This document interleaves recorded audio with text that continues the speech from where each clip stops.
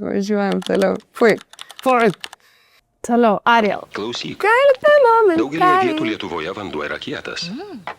Šiaip žiauriai daug Mūsų vietų ir vanduo yra kietas, kietas. įsitikinai pati? Ar žinai, kad tai gali sumažinti skalbimo Links ir pritarė. Štai kodėl Čia skalbimo yra vanduo dėmesio X-as. mėgstamas. Vyras patarinėja, kokius skalbimo miltelius pirkti. Iš kur tu žinai? Jinai net nematavo. Jinai tiesiog pasiėmė ir pylė. Dėmes daug efektyviau nei kiti skalbimo milteliai net skalbiant kietame vandenyje. Oh my god, Tai tikrai žinai. mano mėgstami marškiniai? Akivaizdu, kas yra skalbimo ekspertas. Akivaizdu. Jis nėra skalbęs rūbų, Rasa. Kod- Nemokama linija dėl Ariel. Wow. Kur dingo tie geri laikai?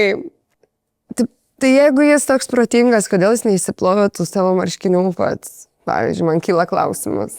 Šitas toks atspindi, kad vyras pasako, kad tau reikėtų naudoti. Tai jo, galėtų biškė, sakytų, gal mums reikėtų naudoti. Čia dedu 4 vietą. Šitą gal dėčiau į kokią 4 vietą. 6 vieta tegu būna. Bet aš tiesą sakant, savo draugai namuose irgi neleidžiu skalbti, nes jau nepasitikiu. Jeigu jisai įdeda skalbti, visą laiką kelnėse kažkur palieka servetėlių ir tada būna, kad ištraukia rūbus ir ten visi atlikti.